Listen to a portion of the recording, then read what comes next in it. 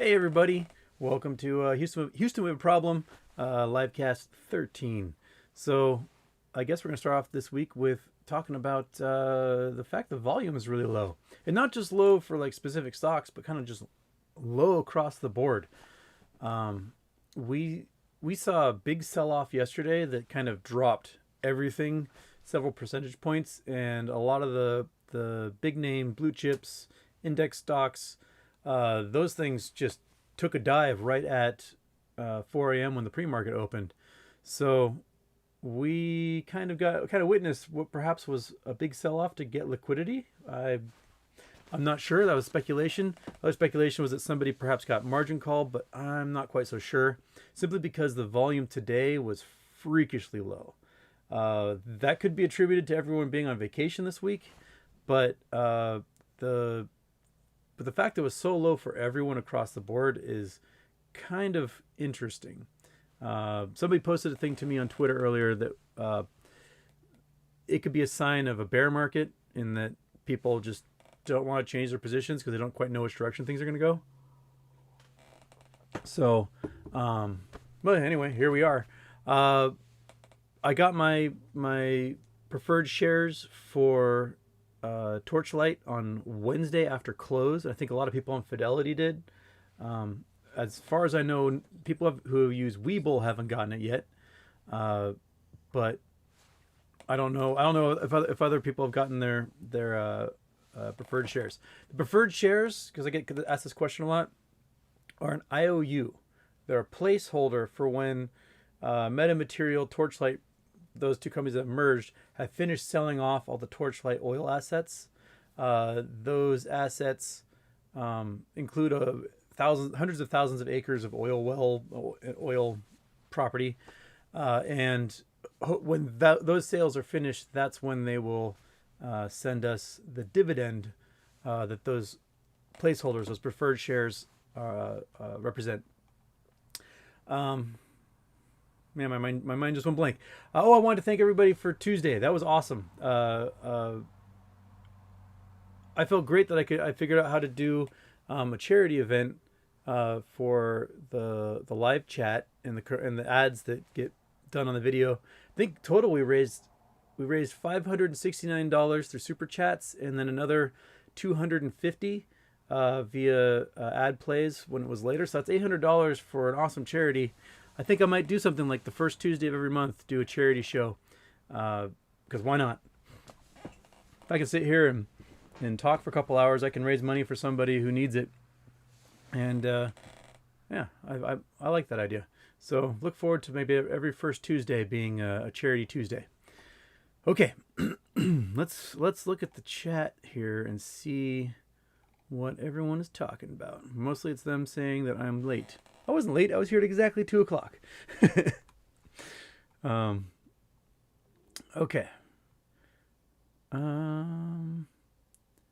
Where are all those chats? Where are those questions? Here we go.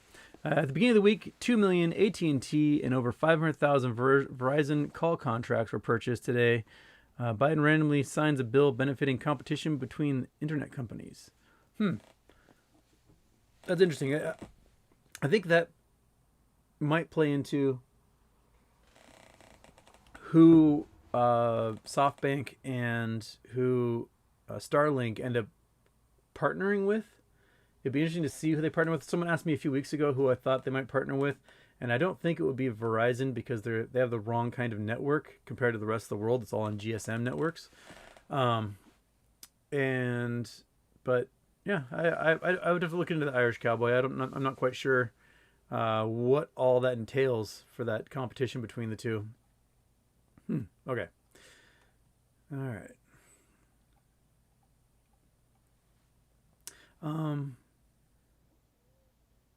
What do you think about the GME SLG moon landing thing being advertised? That's from Matthew Hade. There's been lots of talk about a possible merger or partnership between a GME and SLGG. The benefits of GameStop not just being a retailer for video games and knickknacks and stuff like that, but to sort of be a community hub is pretty awesome. People talk a lot about the idea of a partnership between AMC and GME and doing community video game tournaments and things like that, just like you have your Little League and Pee Wee football and stuff. You'd have neighborhood kids getting together, playing video games against each other, seeing who's the best, and moving up through ranks that way. And the facilities that AMC theaters could offer for that are pretty cool. Partnering with SLGG would also allow these storefronts that, there's 4,000 of them still for GameStop across the country, would allow a lot of these storefronts to become kind of active gaming labs for the neighborhoods that they serve. So I think that stuff is all very possible, and everyone knows that Ryan Cohen and Ann Hand are buddies, so they're probably talking to each other about this stuff all the time. But all we can do is speculate, because as insiders they can't tell us what's going on. So today's the 9th. It's after close, so that means I think Rule 007 has gone into effect. So that should be live as of now for the future. And then Wednesday at the 14th. Wednesday, I'm looking at my calendar. Yes, Wednesday is the 14th. That is the date listed in the code for the NFT non-fungible token that GameStop created and has that website for. So I guess we'll see what announcement comes out of that on the 14th. All the speculation is that NFT is specifically for a dividend. There was talk that it's a fantastic way to do an instantaneous count of all the shares in existence. And because the NFT, it would be a single NFT issued for each shareholder, and it would count the number of shares that shareholder has. So that would be interesting. And I've got GameStop across 3 brokerages, so I wonder if I would get 3 NFTs out of it. We'll see if that's how it's being worked. Oh, my chair is so squeaky today. It's driving up the wall. Yeah. Okay. So we got another Fidelity person got their Torchlight NFT, or Torchlight preferred shares. Interesting to note about Torchlight metamaterial is their merger was completed on, what was it, Monday the 28th, right?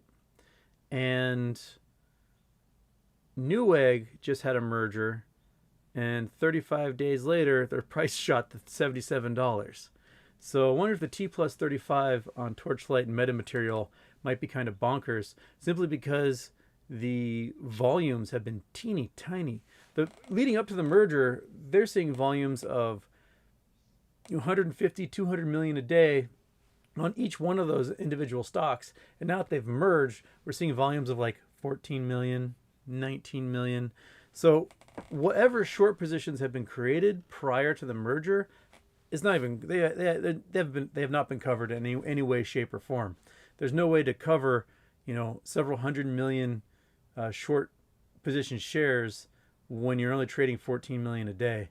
That's not possible. So right now, I think the price is just naturally gravitating down for metamaterial, simply because there's no buy pressure. The people who have it are just kind of sitting on it and waiting, and the shorts have done nothing. Metamaterial got put on the threshold list last week. I think this week, this Tuesday, they went on the threshold list.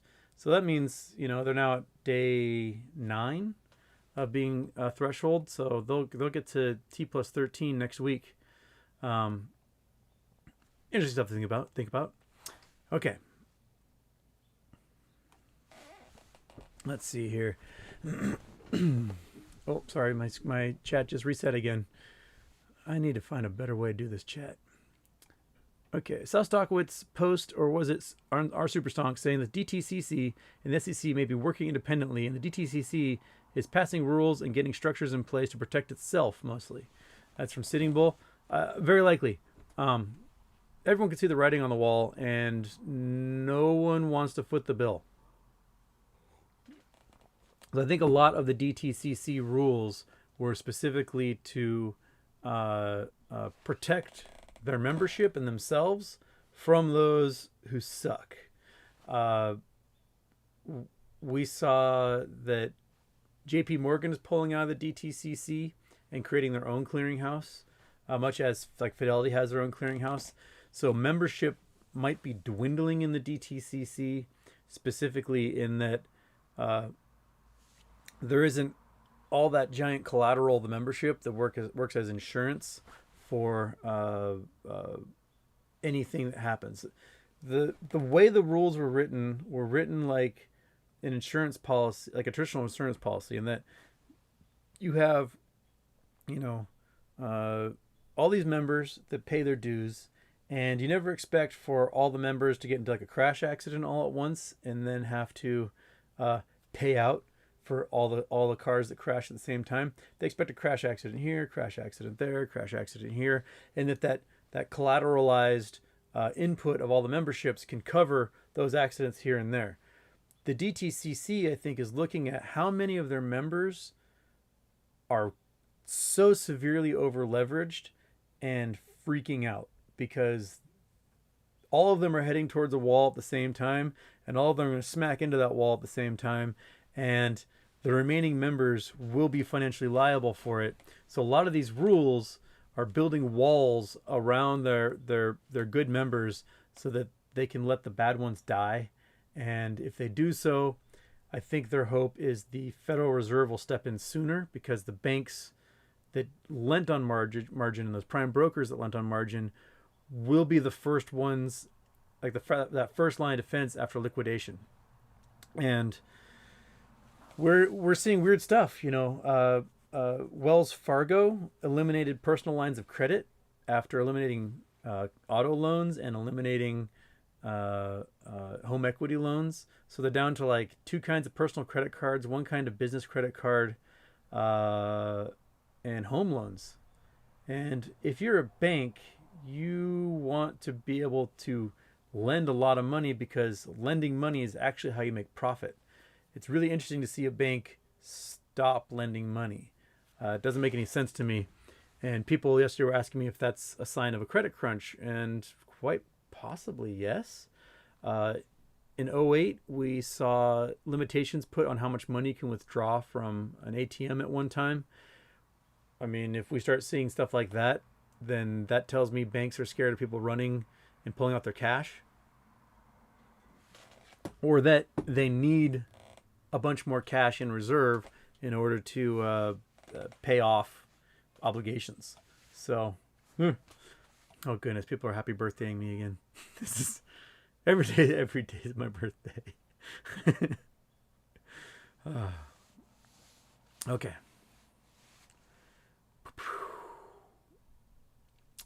Questions.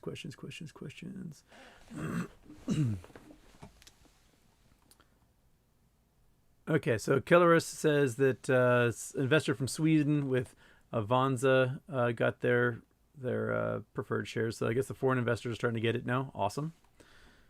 Okay.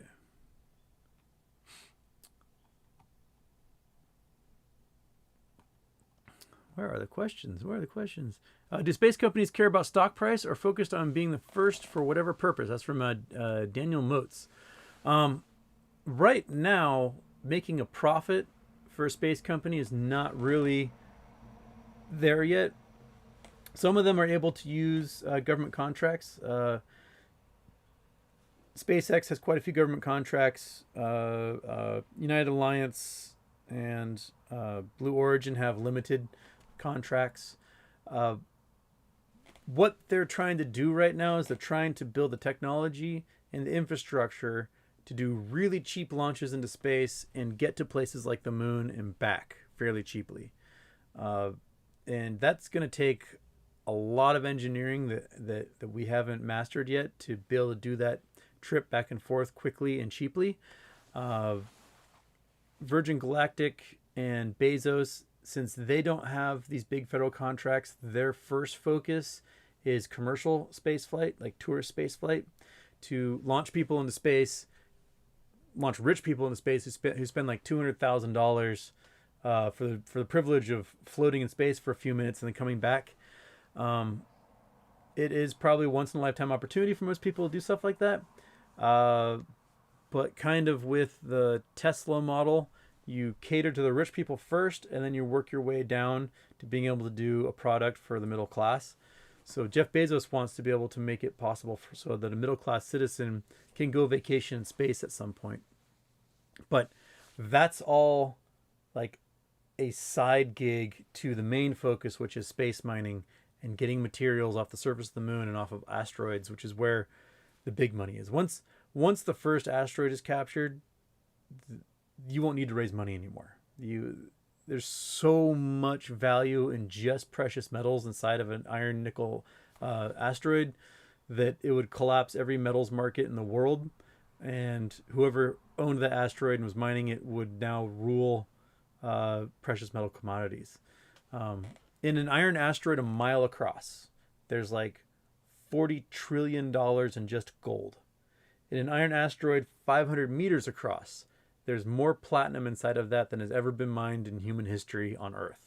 So being able to have access to those raw metals would mean that mining operations would shut down everywhere. There would be no need to mine the Earth's surface anymore, which, one, is fantastic for the environment, two, is terrible for the people who work in those industries, and three, is terrible because it will create a monopoly for the person who controls those asteroids. So these space companies, their stock price right now is minuscule compared to what they will be. The minute Blue Origin makes a public offering, I will be dumping every penny I have into that, because that's going to be the company that rules the world for the next 10,000 years, as far as I'm concerned, because they're really the ones set up outside of China and Japan and India. They're the ones set up for actually realizing the potential for mining the moon, which is where we're going to be getting all of our energy via helium-3 for the next 10,000 years. There won't be really need for oil companies beyond making plastics, which you could probably just do from recycling. So we won't be drilling for oil. We probably won't be drilling for natural gas. We probably won't be drilling for anything, for any energy resource, because the energy packed into such a tiny amount of helium-3 can power entire cities for a year. So, the battery technology combined with the energy production from helium-3 in the future is going to make combustion engines and everything else absolutely obsolete.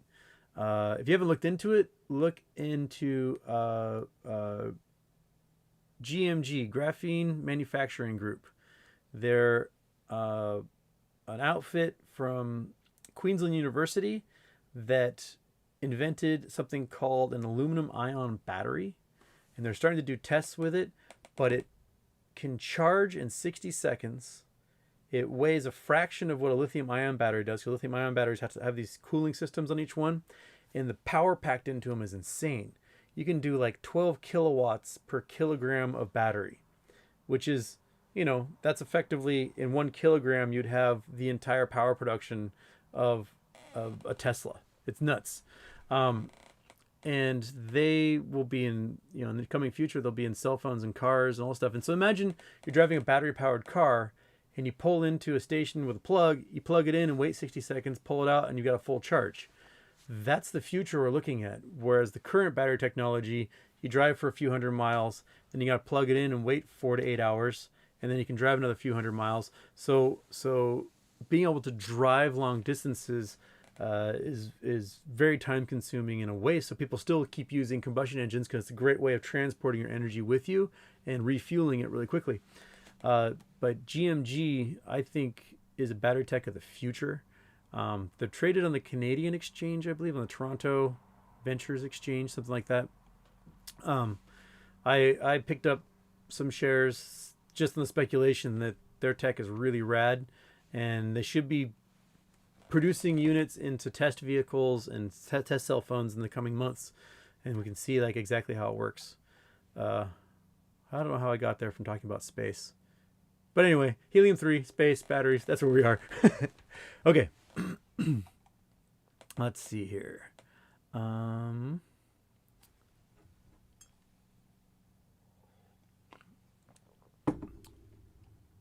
Okay, that's Space Company's question. Sorry, my screen reset again. there's no horsing around with you when you're wearing that shirt. This is my I don't know, Step People Horses shirt. I like it. It is gigantic. I feel like a toddler in this thing. This is might be the biggest shirt I own. I can wear it well when I'm sitting down. If I stand up, I look like a girlfriend wearing her boyfriend's shirt right now. Okay. Oh shoot, man, my screen keeps resetting. It's pissing me off. Okay, there's a question. Oh, beta just went negative for MMAT. That's from Varun Anand. Sorry. Interesting that the beta is now negative. So it's not following the traditional market at all. I am thirsty today. When is 13 days from Get Real? When is the 13-day threshold list for AMC? When did they go on? They went on last week. So it's been 5 days. And there's been at least 5 more trading days. So we're at 10 at least. So sometime next week, Monday, Tuesday, Wednesday, somewhere in there. If someone knows the exact date, pop it in the chat. I would love to see. But I think they went on like Thursday or Friday last week, which would have already had them at 5 days. So they're at 10 or 11 right now. So it should be, Record Virtual, Wednesday. There it is. Okay, so it is Wednesday. Record Virtual says it has to be 14 days. So it's 13 days and expiration day. Or no, never mind, he corrected it. As I catch up on the stocks here. Okay. Questions.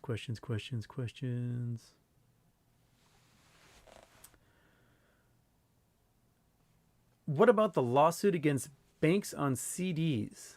Was that the lawsuit done by, the credit default swaps?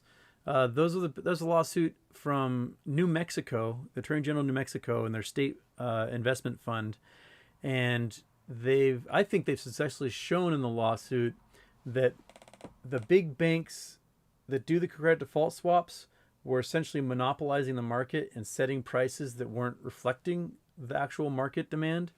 And that's where New Mexico is suing. My guess is that there'll probably be some sort of big cash settlement paid out to New Mexico and a fix of the system on that. I'm not sure how big that will be. I haven't seen any new news since that suit was filed. And New Mexico did a pretty good job doing the PR for that lawsuit and getting it out there in the news cycle. But I haven't seen anything up to date on that, AJ. So we'll have to see.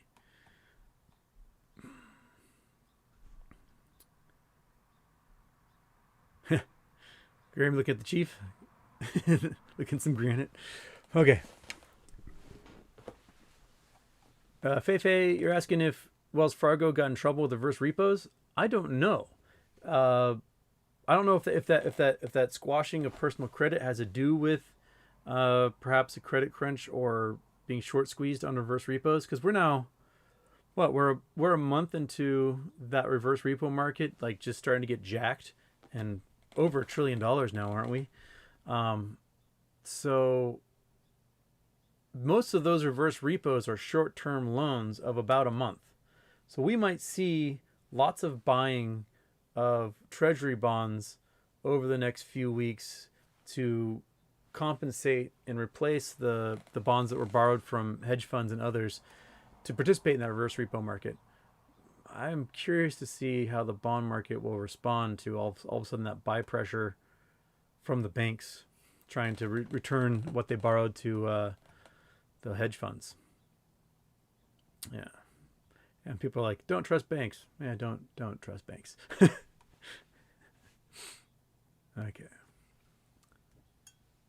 It's from Matthew Callahan. What do I think will squeeze first, AMC or metamaterials? I don't know.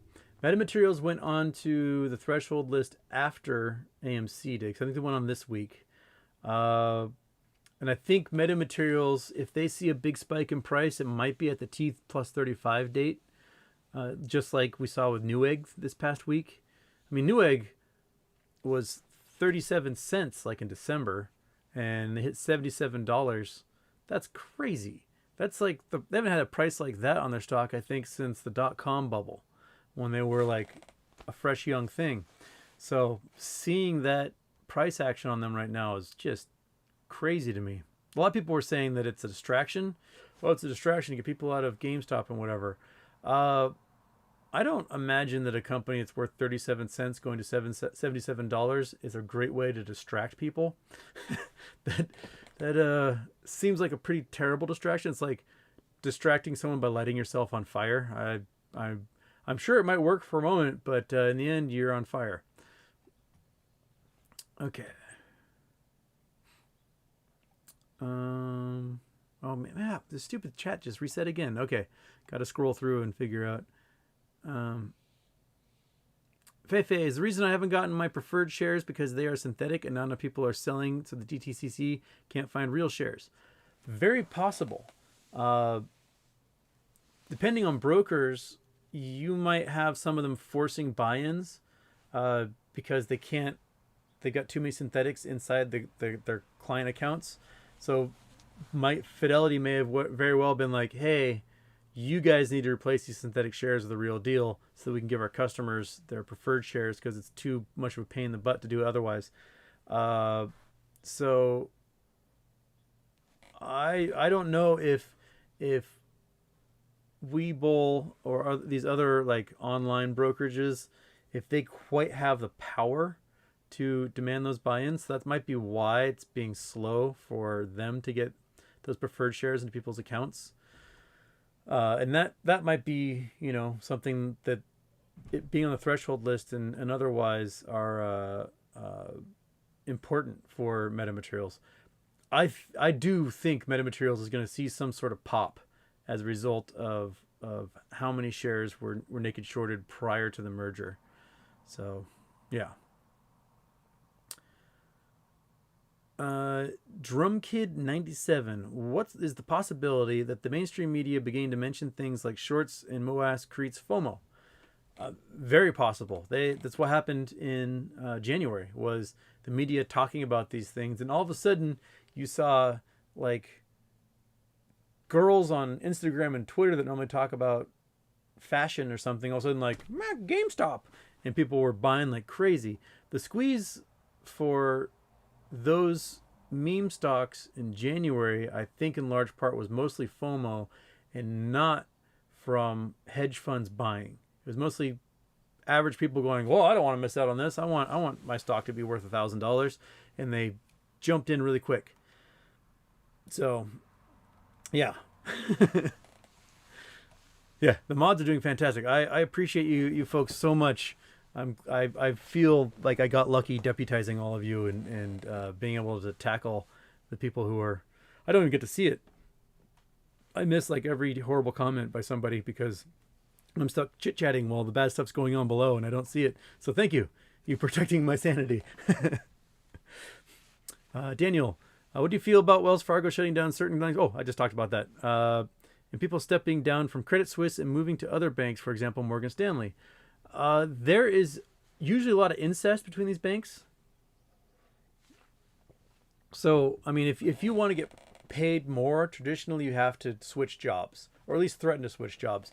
So a lot of these folks are probably moving back and forth as they normally would. So I wouldn't put too much credit into conspiracies behind Credit Suisse and whatnot, and moving to Morgan Stanley, just because, when you take on a new job, you get your signing bonus, you get stock options, you get other benefits, and you work for that company for a couple of years, and then another bank will be like, hey, we have a position open. And so like, okay, what kind of stock options and benefits and whatever you'll give me, and you move over to that company. So trading jobs in an industry like that and not remaining loyal usually is a big financial payoff for the individual in that case. So, yeah. Okay.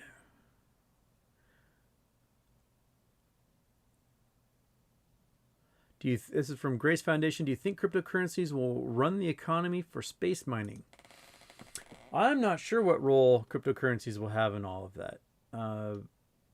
I was discussing this the other day with family about why even bother issuing stock when you can issue your own cryptocurrency in the first place. And that can trade, and you can see who owns it, and it can't be shorted. in the same way or naked shorted. So why wouldn't you, instead of issuing stock on the market, you just issue a cryptocurrency that represents ownership of that stock? I had about a year ago, no, it might have been a little bit before COVID, so maybe a year and a half ago, I bought a website called wallbucks.com, and I was trying to create a crypto coin based on the construction of the wall by the Trump administration. And my thinking was, if we buy like 700 acres of riverfront on the Rio Grande, right? You buy that land, you can buy it cheap because the government has been during the Trump administration had been eminent domaining that land, and so the government would have to buy the land at market price according to law. But if we made the market price absolutely insane on that land, we could turn it into the first government-backed cryptocurrency. Now follow me. You buy the land, you divvy up ownership of that land into like 1 trillion different coins. So if you own, one wallbuck, right? That wallbuck is 1/1 trillionth of ownership of all that land along the Rio Grande. The higher the price goes on those coins, the more the land itself is worth, and the more the government has to pay to eminent domain it. So you can get this feedback loop between coin price and what the government have to pay, and you essentially have this government-backed security.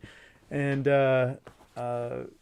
then Trump lost the election, and I doubt we're going to see any wall building along the Rio Grande at this point as a result. And so I didn't finish what I started. But that was kind of one of the many schemes I'm always working on that I seem to miss the boat on. So someone else wants to run with wallbucks. I was going to call them Daddy Wallbucks because I thought that was funny. There you go. There's my Wallbucks idea. So I wouldn't doubt if we could start seeing ownership in companies done via these non-fungible tokens, is much the same way as the stock market traditionally worked during the non-fast days when they were trading sheets of paper back and forth with fancy calligraphy on them that made them hard to counterfeit.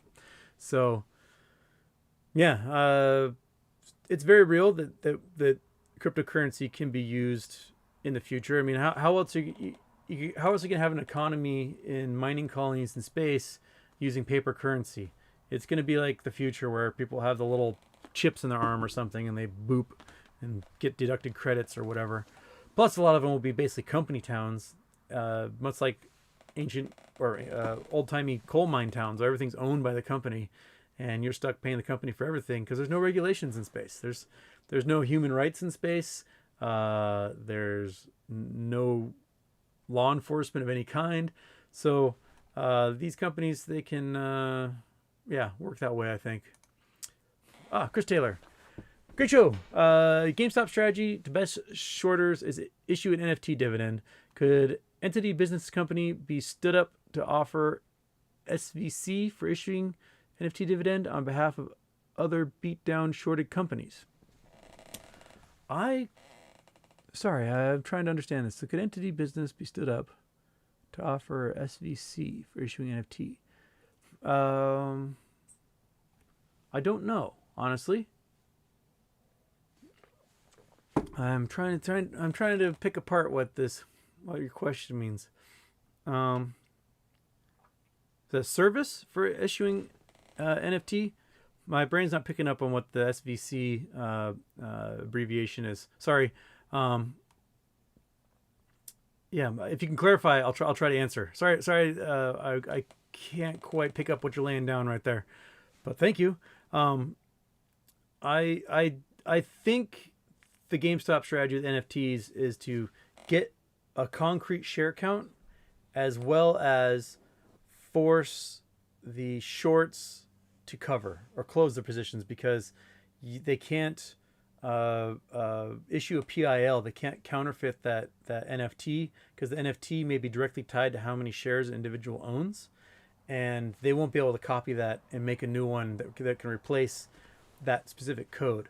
So if they fail to produce a PIL, they automatically get margin called. And I think that's kind of the goal, the two main goals behind the NFT.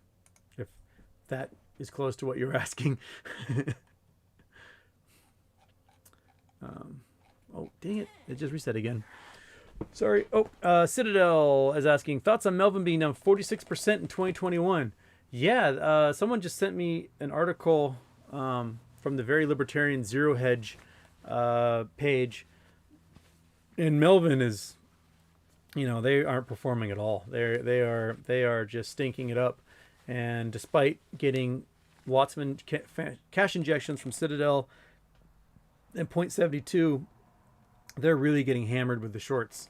That article did mention another short hedge fund that went the opposite direction and started investing in the meme stocks, and they're like the greatest performing hedge fund right now. I wish my brain could remember the name of them. It's like S-Vest or something like that. I can't remember, but I think we're beginning to see the war between long position hedge funds and short position hedge funds, and the long positions are starting to like take off. Um, the simple fact hedge funds exist is a tax loophole for billionaires, essentially. So, if you are a billionaire with Melvin and you're losing 46% of your wealth, how long are you going to stick with them? I can't imagine you stick with them very much longer, especially when the potential for the loss to be 100% at some point. If I were a billionaire in Melvin, I would pull out and stick it in something else that's actually making money, because if you're down 46%, and inflation is 5%, you're basically down 50% in the past 6-7 months. So yeah, I'm not sure how much longer Melvin is for this world based on returns like that. We saw that one hedge fund in England just close up shop a couple weeks ago. They weren't as big. They were like a couple $100 million. But they're like, we've lost too much money on these meme stocks. We're out. And they just basically gave what cash was left to their members and closed. So I wonder if there's pressure on Melvin at this point to do exactly that. Richard Rawl, thoughts on buying more GME or metamaterials? I think both of them are undervalued for the squeeze potential that they are, and right now the fact that they've both been dropped significantly. GameStop was down to like 177 the other day. Right now they're on like 190. That's nothing, because we see that on a regular basis it can touch 350. So even as like a day trading perspective for GameStop, it's undervalued just based on the cycle that's been going through. So why not? Not financial advice. I'm not a financial advisor. But if you've got money to burn, make bets. That's what it's for, right? That's what we're doing here. Okay. Let me see if Chris was able to offer a service. Okay, it was service. All right. So reread the question. GameStop strategy to beat shorters is issue NFT dividend. Could entity business company be stood up to offer a service for issuing NFT dividend on behalf of other beat down shorted companies? So I think what you're saying is that could there be an entity whose job it is to get these tokens and distribute them? Possible, but I think the way the NFT code is being written, as far as the interpretations I've seen so far, is that the code is basically specific to every single solitary shareholder and will be one coin per owner. Meaning, rather than getting a coin per share, if you've got 23 shares of GME, you're going to get a coin that inside of it lists the 23 shares you own and tags it all.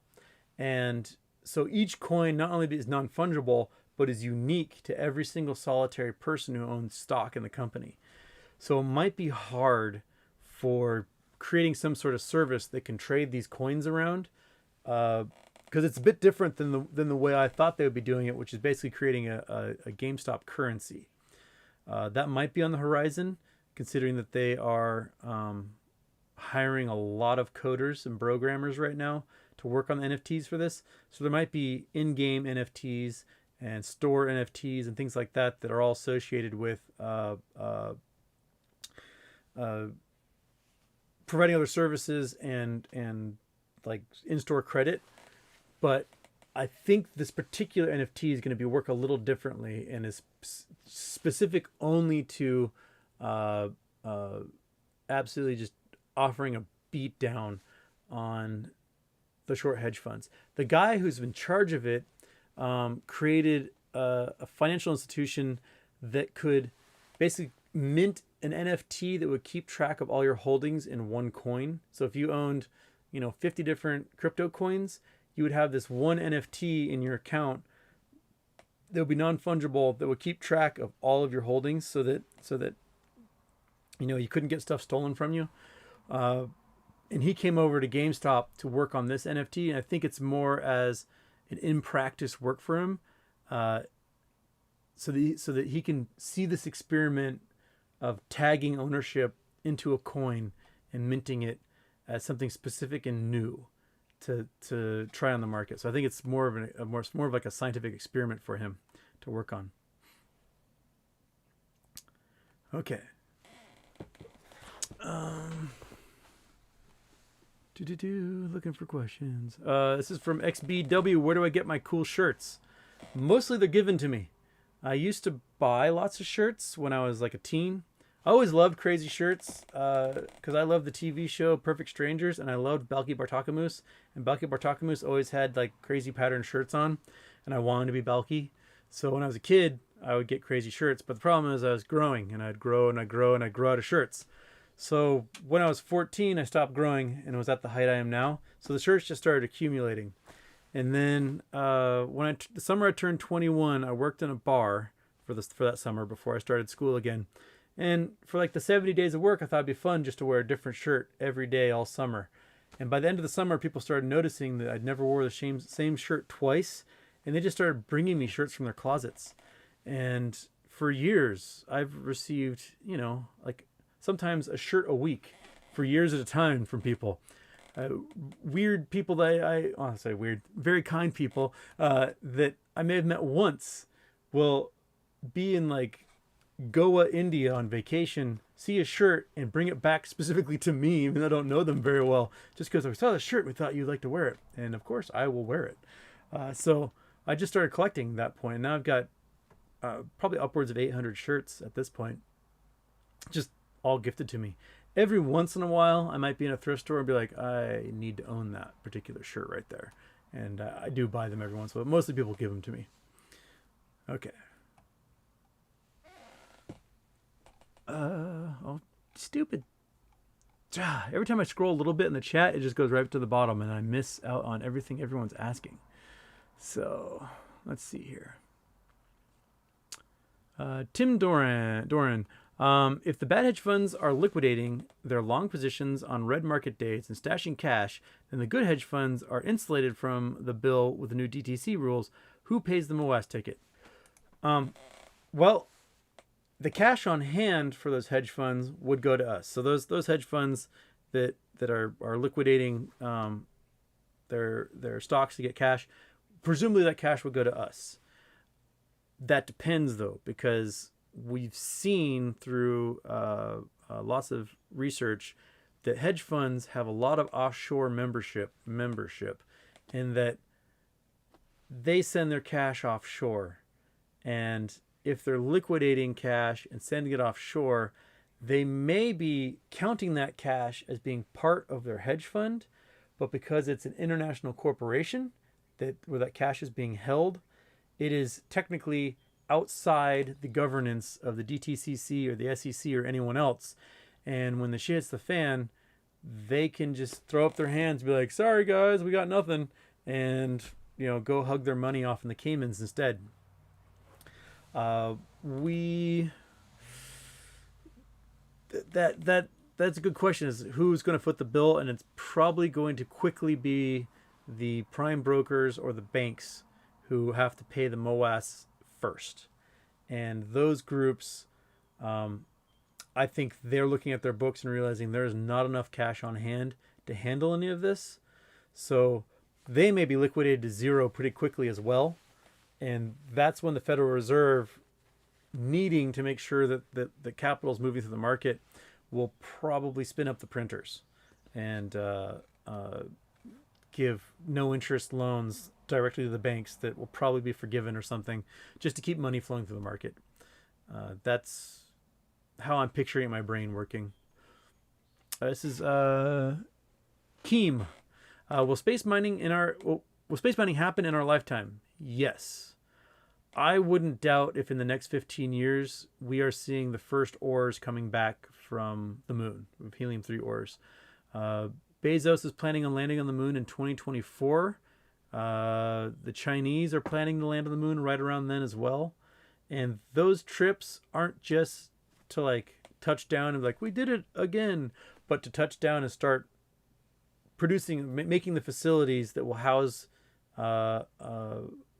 permanent residents on the moon, specifically for these mining operations, because there's so much money to be made off of it. The sooner they do it, the sooner they make that money. And I think a lot of Jeff Bezos' focus in his retirement as CEO at Amazon on green energy and clean a clean, healthy environment and fighting climate change is specifically, I mean, it might be altruistic and from the good of his heart, but I think it specifically is connected to forcing a market change in how we produce energy, going from these fossil fuels to helium-3 cold fusion reactors. And because if it is clean technology, like it won't produce radiation, it won't produce greenhouse gases, and it can create a tremendous amount of energy. So I think it serves as much a marketing purpose as it may serve his political convictions towards a cleaner environment. So I'm curious to see exactly just how genuine he is in that greenhouse gas emissions nonprofits that he set up. The new basketball hockey arena in Seattle used to be called Key Arena. Before that was the Coliseum, and now it's like the Clean Energy Stadium or something like that. So it's definitely, there's definitely marketing involved, and I think that his space program is specifically focused on that. One thing you're gonna have to help me pronounce your name, because I think you might be, it's Slavic. It's Was Pedros. Houston, do you believe Musk will colonize Mars? What's your take on the topic? Going to look like the movie The Martian? I think we will see Elon Musk die on Mars on live stream. That's what I think we're going to see. Mars is gnarly. It's a stupid planet, and we shouldn't bother with it. For several reasons. One, there's no economic minerals anywhere on the surface of Mars. Mars is essentially basalt, and basalt is high in iron, but it's really hard to get the iron out of it, so there's no point in mining it because it's damn near impossible to get the materials out of it. Two, there's no molten core, so there's no magnetic field, and that means every cosmic ray from the sun bombards the surface of the Earth. Now this happens on the moon and it happens on asteroids and stuff like that, but at least there's like an economic reason to go to those places. The atmosphere on Mars is non-existent. It's like the same as our atmosphere at 100,000 feet. So you essentially have to wear a spacesuit all the time. And if you were going to terraform the planet and create an oxygen-rich atmosphere, you are now removing all the carbon out of the 97% CO2 in the atmosphere and leaving behind the O2. So essentially you're taking a third of the density of the atmosphere out, which is the entire part of the atmosphere that keeps the surface somewhat warm. And O2 does not retain heat. So the temperature during the day would be like minus 100, and the temperature at night would be minus 200, and it would be miserable. Number three is the fact that getting to and from Mars takes months and months and months and months and months. So you're looking at 6 to 8 months of travel to Mars. During that entire time, you're getting bombarded with just the gnarliest galactic cosmic rays. We're talking titanium atoms that are traveling the speed of light and will just like pierce any DNA in your body, and you're getting the equivalent of like 20 X-rays a day in radiation, which is you don't get 20 X-rays a day if you have the opportunity to. Just say no. And so the DNA of the people who travel to Mars is just gonna be messed up. during those months that you're in weightlessness traveling to Mars, you lose 5% of your bone density every single month. So you basically get permanent osteoporosis as a result of long-term space travel like that. You also, the fluid in your spine goes up into your brain because of the basically squeezing action of your muscles. And so your brain cavity fills up with spinal fluid and it flattens the lenses of your eyes. And essentially, after 6, 7, 8 months in space, you're going to be blind by the time you land on Mars. Now, for astronauts that do long-term space missions, even short-term space missions, when they land, they're put into wheelchairs. They have doctors and physical therapists and all sorts of people looking after their bodies and making sure that any atrophy gets counteracted and they don't break a hip or whatever. What the first groups, especially that land on Mars, are going to have none of that. They're going to have spent 7 months flying through space. They're going to land on Mars. Well, all of a sudden there's a gravity environment. And they're going to snap a femur, and that's going to be it. And the number one reason why Mars is a wasted piece of crap that no one should bother with is that on Earth, 24 parts per billion perchlorate. Perchlorate's a little chlorine molecule that normally gets broken down by anaerobic bacteria here on Earth and turned into chlorides that aren't as dangerous to humans. But there's 24 parts per billion perchlorate can kill a human being on Earth. The Martian surface is 1% perchlorate, 1 part per 100. So if you picture Matt Damon in The Martian, like digging potatoes and eating them out of the Martian soil, he is essentially shutting off his entire thyroid system instantaneously so that any knick-knack, scratch, fever, anything will just kill him within a day or so. He'll basically be septic and die. So pretending like Mars is some sort of awesome place to go, it's just going to be $1 trillion snuff film is what it's going to be. Is they'll live stream it and we're just going to watch people die the most gruesome, heinous deaths you could possibly imagine, because no matter the engineering feat we will put into it, we're not going to get any profit from it, and there is no benefit large scale, and you're going to get dust on you. And if you get any of that Martian dust on you, you're a dead person. I'm sorry. If you just inhale a slight amount of Martian dust, you're going to exceed the 24 parts per billion and die. So I think Elon will get there, but I think he's going to die a heinous death, and I'll be eating popcorn when it happens. So hope that answers your question. All right. Okay. I'm so far behind on the chat right now. You get me talking about space and rocks, and I just go and go and go. All right. What do you make of the 1.5 million volume on GME today? Shortheads giving up. Also, thanks for your awesome content. This is from Lil Beefs. Lil Beefs. I don't think it's particular to GME today because like COS had 100,000 shares trade. Microsoft was like 14 million or something. A lot of big companies saw really small volumes in their trades. It could be for a couple reasons. One, being that everyone is on vacation this week, so there's not as much focus on the market and as many deals being played, because people are like sitting on beaches in Hawaii or something, or partying down in, I don't know, Ocean City, Maryland, or wherever they happen to be going for vacation. And two, we saw a giant sell-off yesterday, and I think anyone who was going to buy probably bought the dip yesterday and they're just kind of sitting and waiting for the weekend to shake out as new rules come into play, as a lot of these companies are on the threshold list. I think there's just kind of a wait and see going on. So that's why we haven't seen much.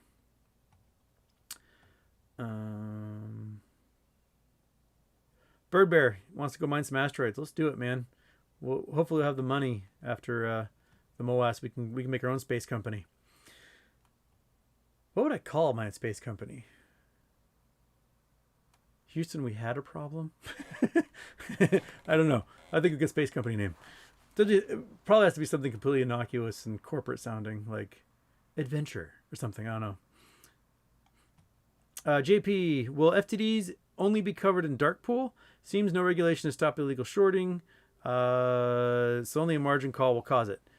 I don't think they'll get covered in dark pool, because I think most of the shares trading back in dark pool are naked shorts. So you can't cover a synthetic share with another synthetic share. So that's why I don't think the dark pool will be the place that happens. Simply because of that. That we own the physical shares, and they have to buy our shares to actually close, and we can't do any trading on the dark pool, so they can't use our shares to do that. Bad Mama Jamma. Good stuff with Rocky yesterday. Epic show. Oh, thank you so much. I forgot to mention Rocky Outcrop. Oh goodness, yeah, I did a show with Rocky Outcrop yesterday, and we actually talked for like 3 hours before the show. He is such a sweetheart. I love that guy. I think the coolest part about tripping and falling into this YouTube stuff is how many rad people I've managed to meet around the world, so that I think I can travel now and just stay at people's couches. I'm going to be like, knock, knock. Hi, I'm visiting. Show me your town. So yeah, the show with Rocky is great. I'm still trying to figure out how to host a show and record. There's supposedly some way on my OBS software I have where I can do that, but I have not conquered that yet. Matt's Market was going to help me out on that, and I haven't had a chance to have him like walk me through everything. But I'm gonna try and have him on the show, and I'm gonna be doing a show probably Tuesday or Wednesday with Josh Hamilton from The Gist for like our show number 3. And then I'm going to try to have him on my show and talk about his new book. He's written a book about the GameStop squeeze and kind of the cultural movement behind it. And so we can have ourselves chat and see, and just talk about like what he's thinking about this, because he's always asking everyone else what they think, but it'll be my turn to ask him what he thinks. Jason Butcher, Mindspace. I like that. Yeah, that's good. That's a good one. I'll have to pay you money for that if I use it.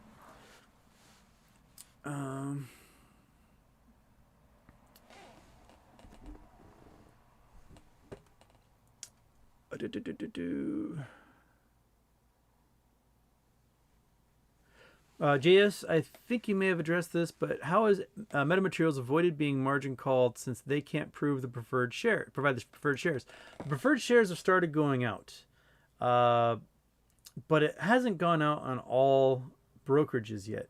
Fidelity's done it for sure. I think Schwab has. A couple of international brokerages. I don't think it's gone out on Webull. I haven't heard anything about it going out on Robinhood. Has it gone on TD Ameritrade? Someone said that they had TD Ameritrade the other day and they hadn't gotten it yet, but that was when I hadn't still gotten it. So I think the margin calls might come as a result of the threshold list or the T plus 35 in combination with whether institutions who lent out their shares to be sold short will get their PILs, or if they can't get a PIL, they'll get their preferred shares in their accounts. I don't think they will, because they're non-fungible. So yeah, I think we're just kind of in a wait and see what shakes out situation. Okay. Seems like synthetic shares are limited. At what point do they stop using them? The minute they're forced to stop using them. That's from Charles Park. They'll continue to short attack for as long as the powers that be let them. So we are kind of just in a holding pattern, like literally holding, and waiting to see if and when they're forced to not do those things. Okay. Oh, the squeaky chair. I'm going to have to WD-40 this thing. It's driving off the wall. Nick Lemion, is it too late to buy into Torchlight metamaterials? Well, you can't buy Torchlight anymore. It's all metamaterial shares. And I don't think it's too late to buy in if we see something similar at T35 like we saw with Newegg. Newegg has just gone bonkers. So I think they were shorted like crazy. They did this merger. The QSIP changed, and the T35 failure to delivers forced a whole bunch of buying of that stock in order to cover positions. Okay.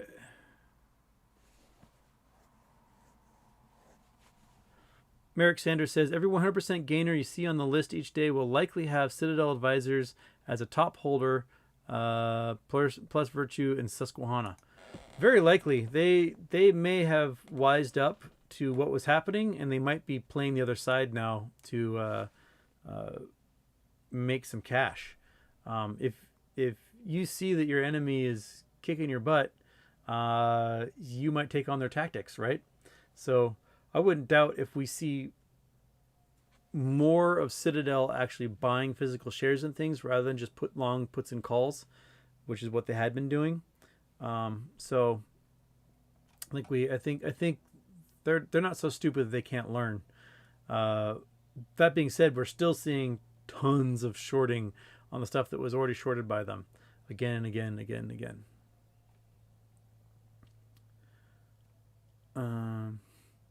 Oh, Kelly Jenkins says, don't forget that like button. Oh, yeah. I'm so terrible at saying the whole like and subscribe thing. Like, hit that subscribe button.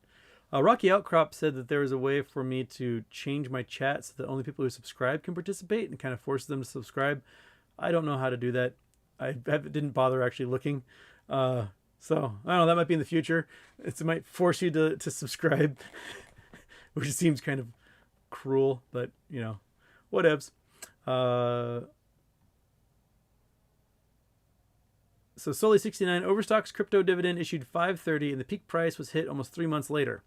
Will we see a similar price action for metamaterial and GME T21, or will the new DTC rules catalyze everything faster? That's a good question. I think because the buy pressure by retail on GME was a lot sooner than it was on Overstock, because we didn't see mass retail movement in trying to buy and hold Overstock prior to their crypto dividend issuing. This time around, the shorts know what happens when a crypto dividend is issued, and we already have primed the entire system for a squeeze by pushing the price so high on the stock. So I think it might be a faster catalyst than before. That'd be how I think it. Okay.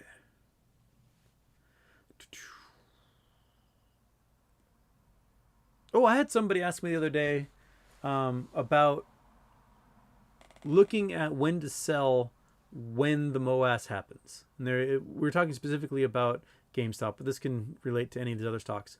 And I think I talked about this before, is that we have to look at the volume. When the price gets to a point where retail investors can't participate anymore, then that's probably the price action of liquidated hedge funds and the backup systems that are put in place to just buy and close out positions. So he asked me what I think the volume would be for GameStop to keep your eye on, and I was saying 500 million shares or more would probably be like at the top of that bell curve that have moved once it's only these institutions buying. And I base that off of a couple of things. One, if you look at FINRA, you've got a 200% ownership claims by the by institutions. There's only 75 million-ish shares in existence, and they claim to own 150 million of them, which is like 330% the float. Okay, Get It Got has been doing a survey. He's got 700 or so respondents now, and that survey suggests that ownership of Americans in GameStop is around 197 million shares. So around the 200 million shares. So we've got 150 million from institutions, another 200 million from the public, the retail investors. So that's 350 million shares. Now, the foreign investors are traditionally 40% of total investment in U.S. markets. So if we assume that 40% in GameStop also applies to foreign investors, that's another 130, 140 million shares. And now we've pushed to around 500 million shares in existence. That is on the low end of the estimations. And I think that it's safe to say that there's at least 500 million shares of GameStop floating around out there, if not more. The numbers done by, I can't remember his name. He's a Swedish investor, and in Sweden they announce total ownership of each company by the number of citizens. So it was like 50,000 Swedes owned GameStop, and they said it was this much percentage of total ownership, and he was able to extrapolate that worldwide, and the estimate was around 1,000% of the float was owned by was claimed ownership around the world. So we might see a lot more shares than that in existence, but I think that 500 million is a very conservative estimate, and that's how I came up with that. If people want to ask that in the future, there's your answer. Okay. Is Eggplantus Rex was listening to listening on the phone earlier when you were talking about Wells Fargo and couldn't comment. Wells Fargo Credit had their max account size limited after the 2016 scandal, so they had to cut accounts. Okay, so you think this is tied to the fact that they are limited to how many accounts they can have, so that's limited to how many lines of credit they can issue? That's interesting. I mean, Wells Fargo has done some really sketchy stuff. I will fully admit, like, my checking account is with Wells Fargo because it was too much of a pain in the ass to change anything, and the teller for a long time at Wells Fargo was smoking hot, so I would always gladly cash my checks there. That's as terrible a reason to be a member of a bank as anything. Okay.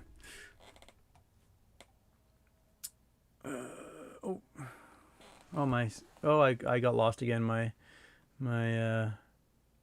Outcrop's here. Hey, Rocky. There you are, bud. All right. Sorry. Yes, I didn't see you here. Hi, Rocky. It was such a pleasure yesterday. All right. If you come to Iowa, I have a couch here for you. Oh. Hey, Estonia. I would love. I want to go to the Baltic states so bad. Oh, that's from Jarek Luvali. I will take anyone up on couches, man. As long as Monkey Butt can come along. If she's hiding back there on the floor trying to keep cool. Yeah, Monkey Butt's probably with me, at least in the United States most of the time.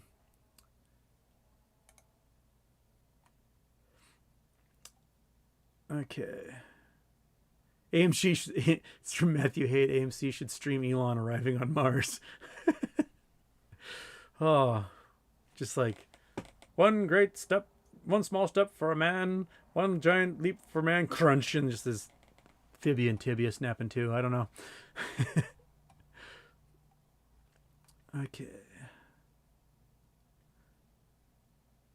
Seabound 117, since the retail onslaught caused this comeuppance, what's the likelihood they just ban retail from the new market? Very small. But as it stands right now, for 100 years, the big boys relied upon taking our money from us. And that's pretty much how it worked, is that they would manipulate the market in order to get our money out of our pockets and put it into their own. And they'd win, we'd lose. Every boom bust cycle, they'd win, we'd lose. Now, this time around is the first time where a large portion of retail investors stand to actually benefit when the market has a correction or a collapse. And I'm sure that the system will be overhauled and there will be lots of changes post-mortem of that. But the system as a whole still needs us to invest in it. I think what's more likely is that the system is somehow altered in a way that makes what the big institutions, what tools they have available to them, either brings them down to our level or allows us to use a lot of the same instruments and tools that they have. It's not fair that a large corporation can do high frequency trading and we cannot. That is a tool that's available to them that is not available to retail trading. And I wouldn't doubt if we see either parity in somehow giving us access to high frequency trading, or a slowdown of the market eliminating high frequency trading. I think post MOAS we may see corrections like that happen, one way or the other. So, yeah. John Croissant, you got funny looking shares in your Schwab, so that's probably the weird number tagged preferred shares for Torchlight, be my guess. Okay. Yipon9, could we ever get a special show about space and rock questions? Of course, we can do that. I mean, heck, ask away now, and I'll answer when I can and while I can.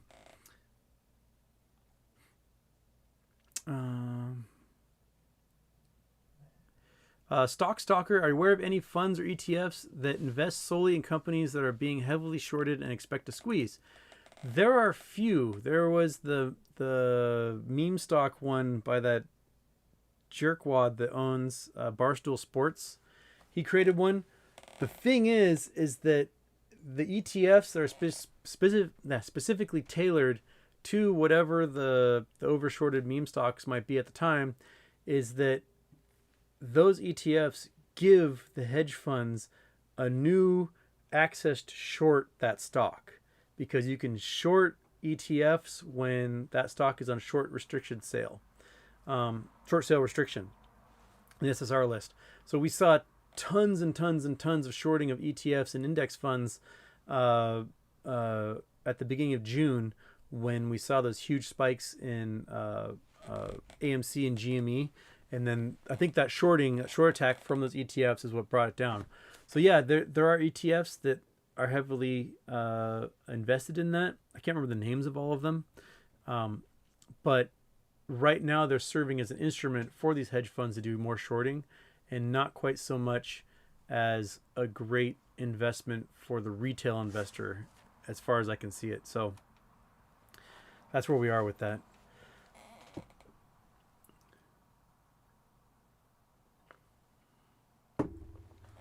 Okay.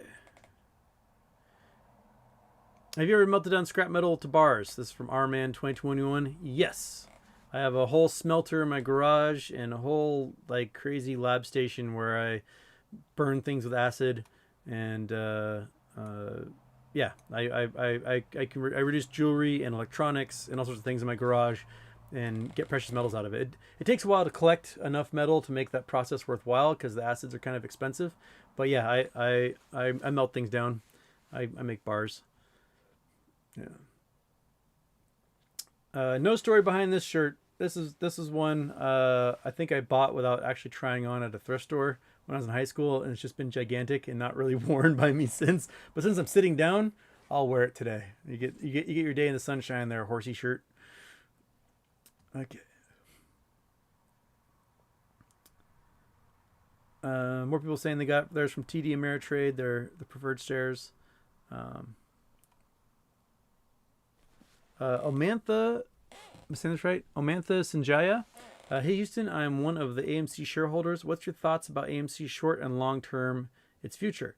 Well, I think short term, everything's counting on a squeeze.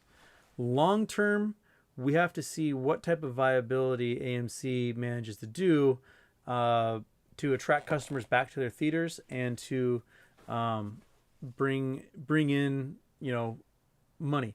We're still experiencing a lot of effects of the pandemic. We've got the Delta variant, the Lambda variant, all these things, and a lot of people are wondering how the transmissions are going. It's very likely that those of us who are vaccinated can be asymptomatic transmitters of the virus. So they're seeing spikes in lots of communities in the South and in the Midwest particularly, where there isn't as much vaccination, because I think vaccinated people are getting the virus, not getting any effects, but passing it on to somebody before their immune system has done its job. And so I think they're transferring the virus quite a bit, if we're going to get into that. And so that allows for lots of mutations still to happen and lots more variants to form as a result. And those variants, the more people get infected, the more the chance there is that a variant is created that defeats the spike protein RNA that was in like the mRNA vaccines, and we might need a booster. Otherwise, we might be seeing people who who've been vaccinated starting to get more ill more frequently. And if that happens, we might see another shutdown of the economy, which would hurt, these brick and mortar stores, which would hurt live venues and movie theaters.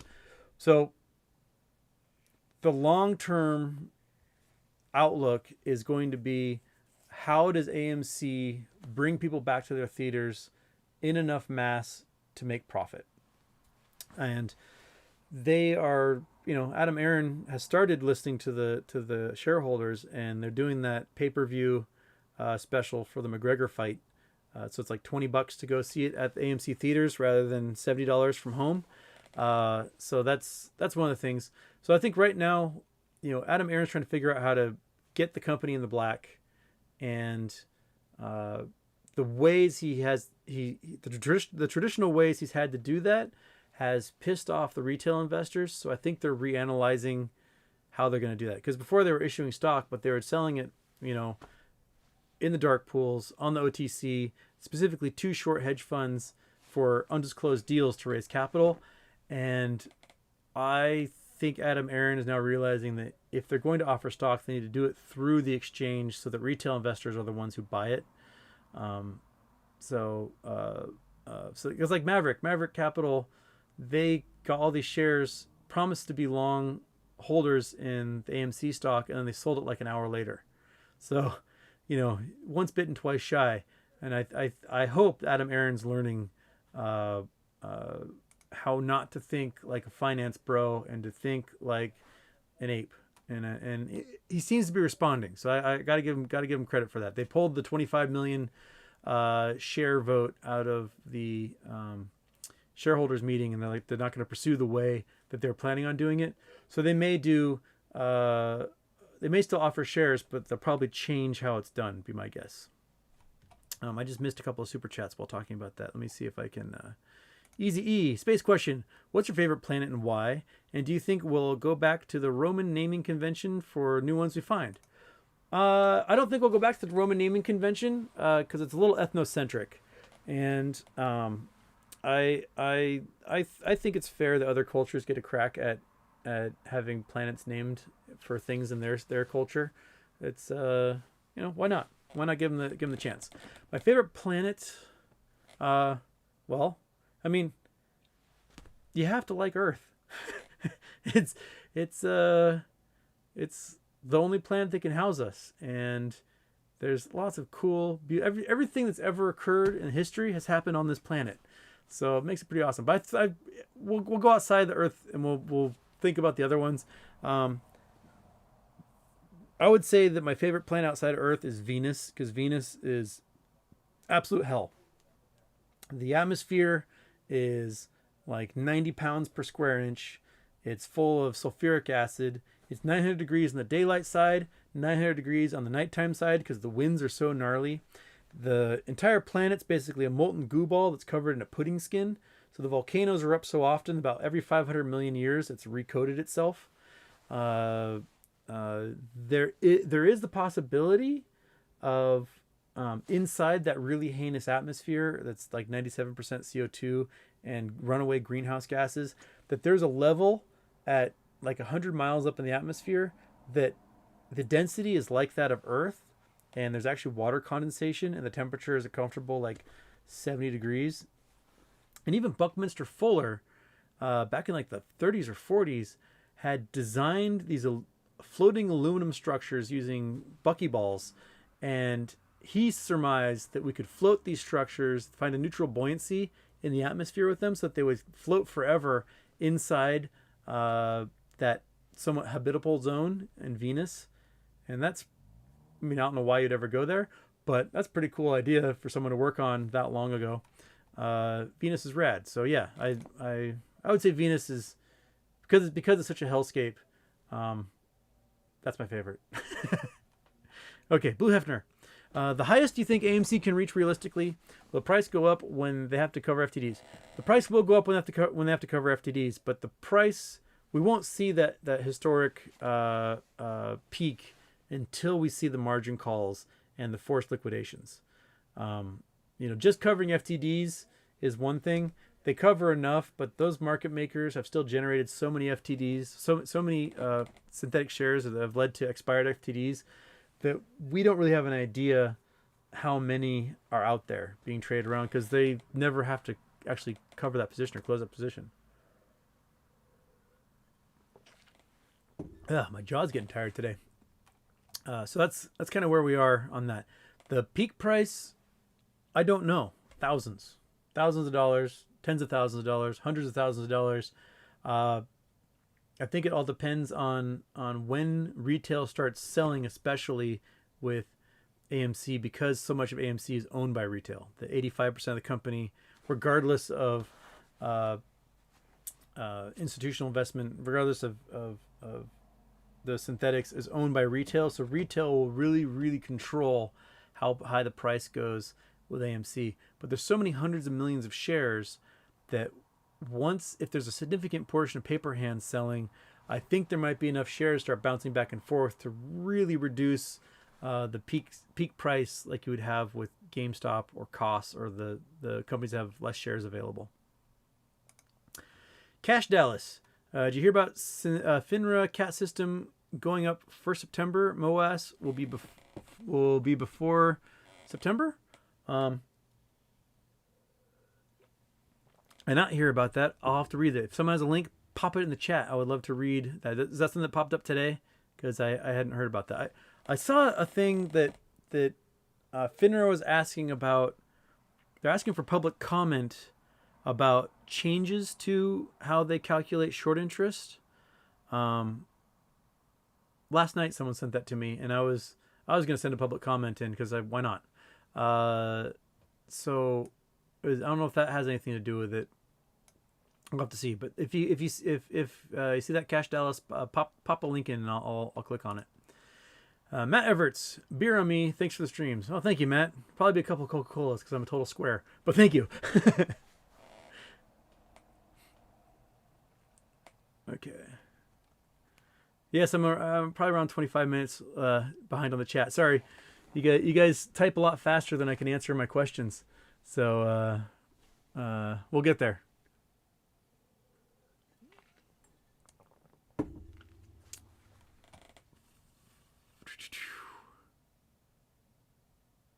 This is Tone Chaser. Is there a way that there just are no more shares to buy during the MOAS? What happens then? Is that the infinity pool? So you're saying that if we get to a point where no shares are being sold and no one can buy, we get to, yeah, that's when the prices are going to, that's when we receive peaks in the price. A couple months ago, the DTCC, or maybe the DTC, one of the subsidiaries, issued a memo that said, hey, our job is to close out these positions as fast as humanly possible. We're not going to nitpick about price. And that system is designed to just buy whatever's available. And if there's nothing available at the price they're currently buying, they go up to the next level and buy that. And they go up to the next level and buy that. So if you have got limits in your account that are set to just astronomical heights, there is the potential that the trading computers will bot everything below that and will have no choice but to buy whatever is at that tippy top peak. So that's why I and others think that there will be some random fractional share or a small group of shares that will sell for just obscene amounts of money, because those will be the only shares available as those trading computers are trying to close out all the positions they possibly can. And so if they find no limit orders, and the market makers themselves are being margin called, so that means the market makers cannot issue synthetic shares at the time. And when closing out, the synthetic shares won't do any good, because all will happen is the trading computer will take that share and give it right back to the market maker again. So I don't think we'll see market makers injecting shares into the market during the MOAS. I think we may see these huge disparities between bid and ask, and bid and ask, and or one or the other, and that the trading computers will have to start buying those heavily priced shares. In April we saw a day where the bid and ask was separated from like $176 for GME and $55,000. And that's when the market makers flooded the market with a whole bunch of naked shares to at $176 so that the capital could be moving through the market. Yeah. Okay. Frederick Miles, Wells Fargo wants to sell the retail business. Trust me. Well, they just sold Wells Fargo Advisors, didn't they? Which was their investment arm they got from Wachovia back in 2008 during the financial crisis. I think they just sold it. It's like $600 billion in assets, and they sold it for $2 billion or something. I can't remember who bought it though, but that was like a couple weeks ago. It sounds like Wells Fargo is selling off portions to perhaps raise cash for some reason. I don't know. Yeah.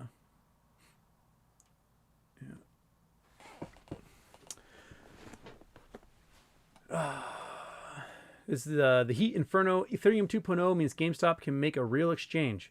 I'm excited for Ethereum 2.0 because then I can also finally get my Problemo coins out to my Patreon subscribers. I've just been waiting. Everyone said it was going to happen at the end of June. Now they're saying it's going to happen in July. I don't know.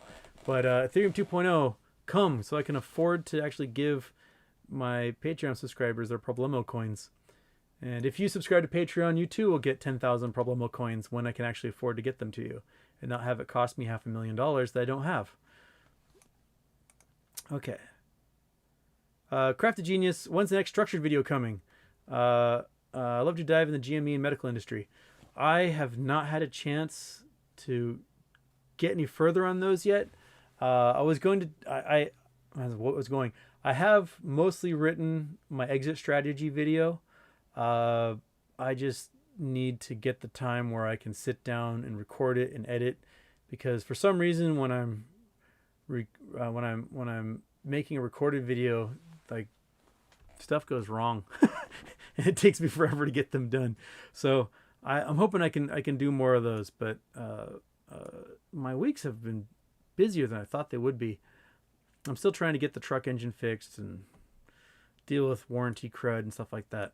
So I'm working on it.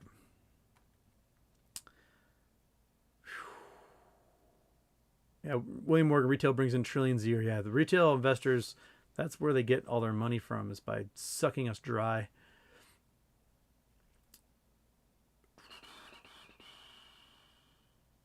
Ethereum 2.0 expected July 14th. Really? That's when Ethereum 2.0 is expected? So the same day as the NFT for GameStop is July 14th. Interesting. All right. So they must be counting on 2.0 to send out their stuff. So that, oh my goodness, that'd be awesome if it's them, because then I give my Problemo coins to everybody. Starting next week if that's the case, because right now the gas fees are nuts. If I want to send one Problemo coin, a coin that is a fake joke, to one of my Patreon subscribers, it cost me like $22. That's insane. So in gas fees of Ethereum, I can't buy enough Ethereum in the world to make those transfers. So yeah.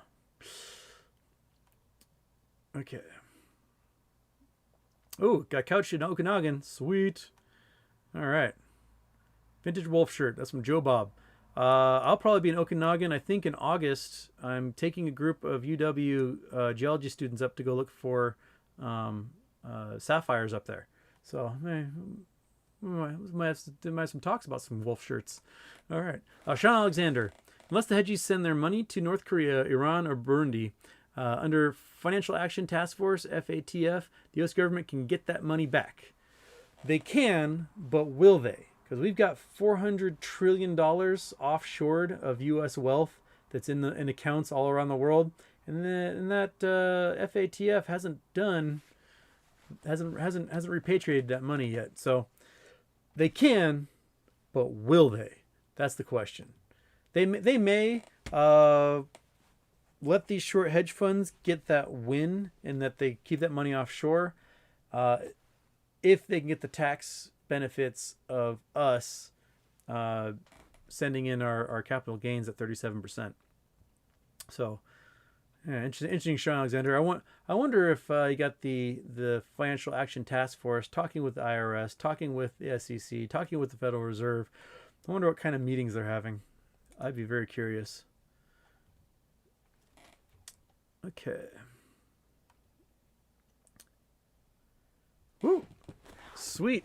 Hanging Moas Paranormal, Airbnb in Savannah, Georgia. It's dog friendly. Monkey Butt, you hear that? Savannah, Georgia is my ancestral home on my dad's side. My family had a giant evil plantation called Glen Echo, which got most of it got burned to the ground by General Sherman, and the slaves set free. And then the Smith family, who was my great grandmother's guardians, they kept the plantation and kind of took it from her, even though it was hers. But her parents died when she was young. Her younger brother died in the Civil War, and she was the last one left. And it was suspected that she was the product of her mother and a slave. And so the Smiths used that as an excuse to take the plantation from them. But anyway, I would love to go there and actually stomp around the old family evil homestead, and I don't know, spit on some graves or something. Because owning slaves is wrong. Okay, but thank you, Hanging Moss Paranormal. I would love to go check that place out.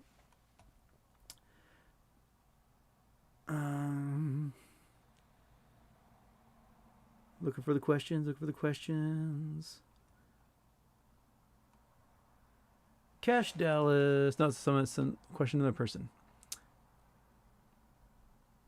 Twitter handle for GME NFT developer, finest one Matt, and he is replying to tweets as we speak. No set date for GME NFT. July 14th is just an ETH upgrade date. That's some bird bear. Interesting. I am curious to see what unfolds on the 14th. Simply because the release date on their code was for the 14th, Bastille Day. A lot of people are tying Bastille Day, the Citadel of the Bastille, with French Revolution, tear it down brick by brick, because Ryan Cohn wrote the brick by brick tweet. I'll be curious. Rocky Outcrop wants to do a show after Bastille Day with me, so we can talk about what's been happening with that. Okay. Houston Wade, can you talk to Charles Payne? Lol. From Heat Inferno. Sure. Charles Payne, if you're out there, let's chat. We'll go on your show, and I'll try not to swear. I'll try really hard not to swear live on network TV. Okay.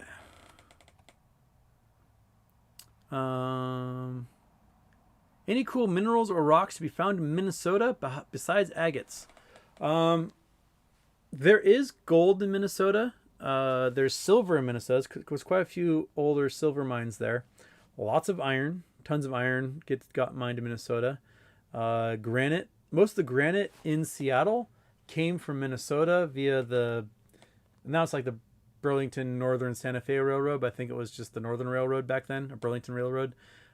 Basically, we take our timber, send it back east. They fill up the cars with granite, send it this way. We make the foundations of the buildings in Seattle out of the Minnesota granite. I haven't had too much of a chance to explore Minnesota, mainly because the forests of Minnesota are one of the most unpleasant places I've ever been in my entire life. I think your state bird is the mosquito, personally. My cousin right now, he's doing, he's a videographer who works on a bunch of National Geographic nature documentaries. And he is now like in a blind, covered like head to toe in DEET. He'll probably never have children as a result of that. Staring at beavers through a camera lens up in the Boundary Waters. And it sounds fairly horrible up there. It's like as remote as you can get in the United States, and it's just black flies, gnats, chiggers, ticks, and mosquitoes seem to be the only things that really truly populate that area, and have quite the stranglehold on that region. But beyond that, I don't know if there are rockhounding books for Minnesota. I don't really have any for the Midwest. I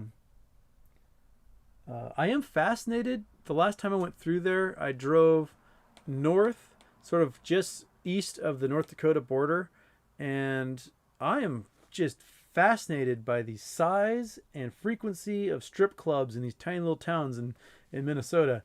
You know, I was driving through this place like 2 a.m, and each little town had like a grocery store sized strip club, about 300 residents, and then another grocery store sized strip club on the other end of town.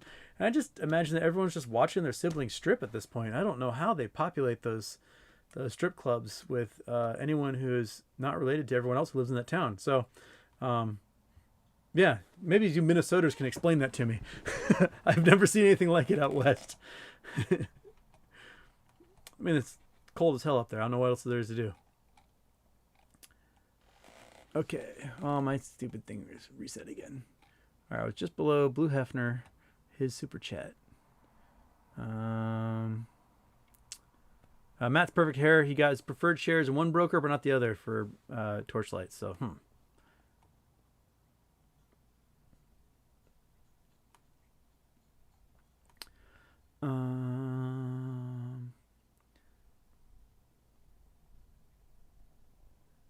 Uranus is not Roman, but Greek.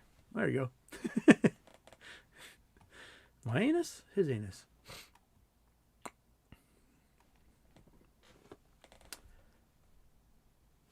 Okay. Sorry, scrolling for questions here. There's a lot of good chatting going on between everybody. Let's looking for questions here as I scroll along and create dead air. It's from C-Chan. There seems to be some confusion on the 10-day rule on when GME has to notify the New York Stock Exchange. Can you clarify this? The 10-day rule is for us. They have to notify the New York Stock Exchange 10 minutes before they start notifying us. So the public has to be notified 10 days ahead of time. The New York Stock Exchange has to be notified 10 minutes before they notify the rest of us. And that's the New York Stock Exchange rule. So this is to tamper down on insider trading amongst C-level executives and board members and those insiders, because if the insiders start doing trades before, when they know there's going to be an announcement of a dividend or anything like that, that can be considered insider trading. So the New York Stock Exchange wants to know 10 minutes ahead of time so they can prepare themselves. I mean, okay, this stuff's happening, and the first they hear of it isn't when they announce to the public. I wouldn't doubt if the New York Stock Exchange gets wind much further than 10 minutes ahead of time, simply just be on the safe side. But when there's a public announcement, that's the 10-day rule.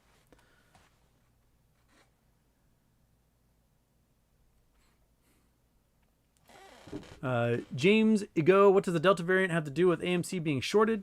I thought you were joking. Shorts have to cover period regardless of COVID. Nothing to do with CEO or technical analysis. That's true, but someone was asking about my long-term view on AMCs. That's why I was talking about the Delta variant and the potential for possibly seeing another societal shutdown if mutations happen and the effectiveness of the vaccines are no longer there. The efficacy of the vaccines drop significantly. We may see more clampdowns as a result. So that's what I was talking about, the long term, not the short term having to do with the squeeze. There, James. Okay.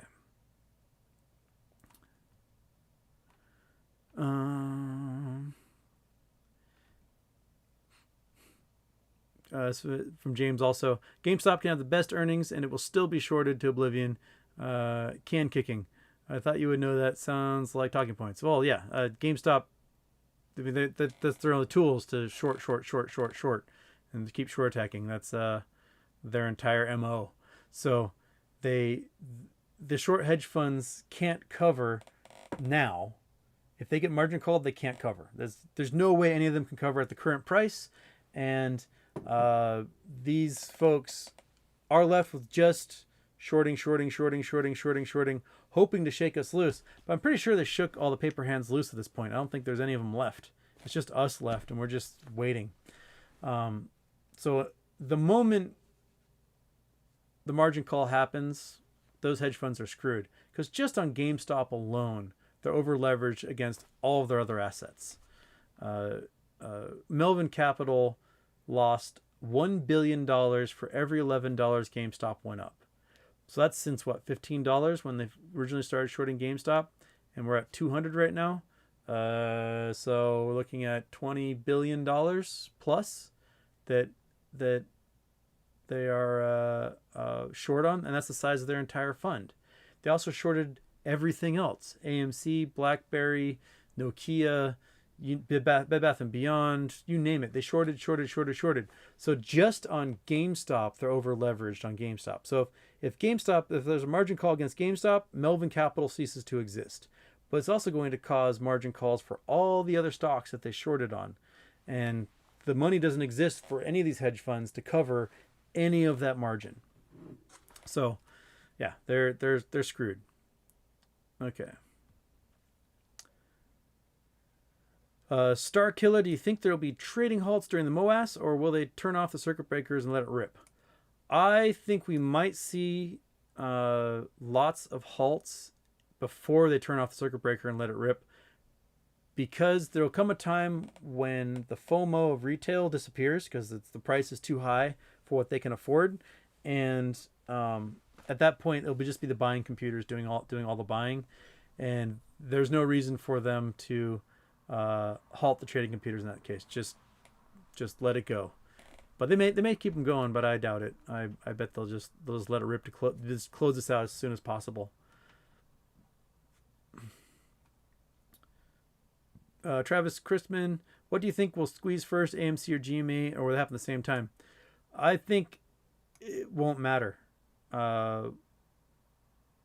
Whichever one gets margin called will result in the other short hedge funds. They get margin called on all the other shorted stocks.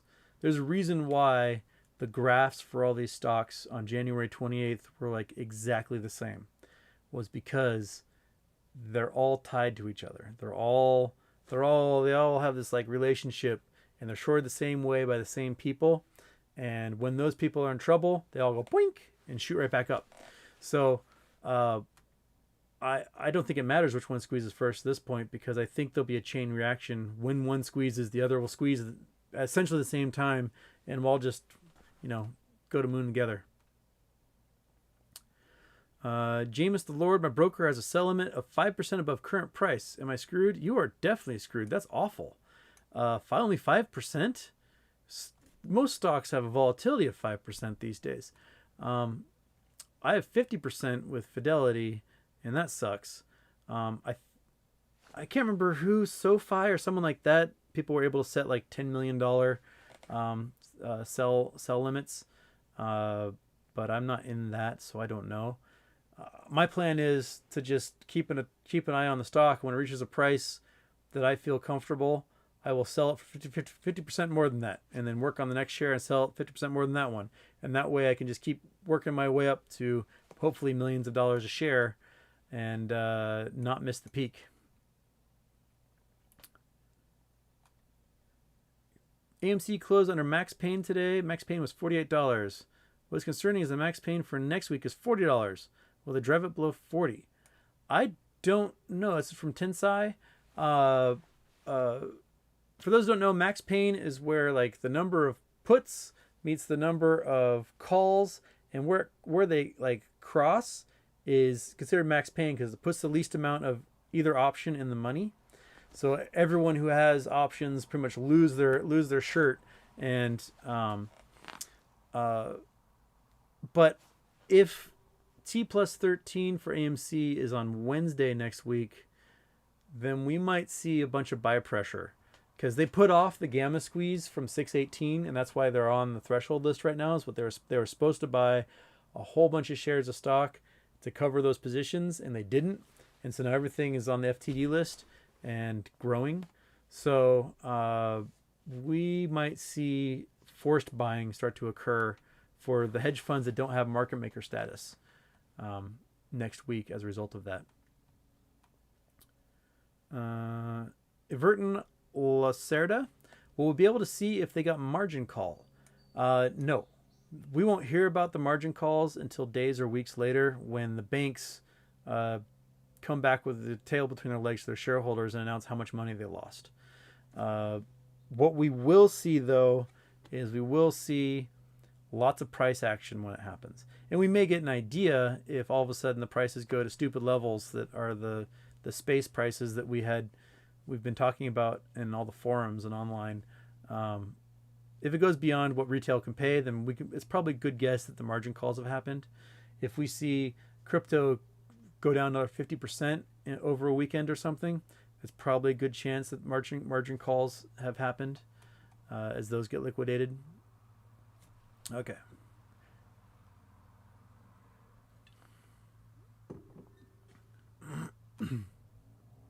Philip, have you ever heard of short exempt shares? Shares that do not have to be reported as shorted in the FINRA reports. Yeah, there's quite a few of those. Most of those have to do with market makers. They have so many loopholes in market maker status that they're like super villains. And FINRA doesn't report naked shorts. So they report what has been borrowed traditionally.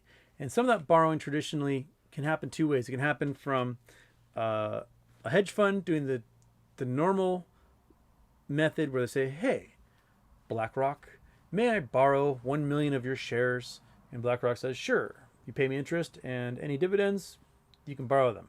And they sell those on the market and wait for the price to drop. FINRA counts that.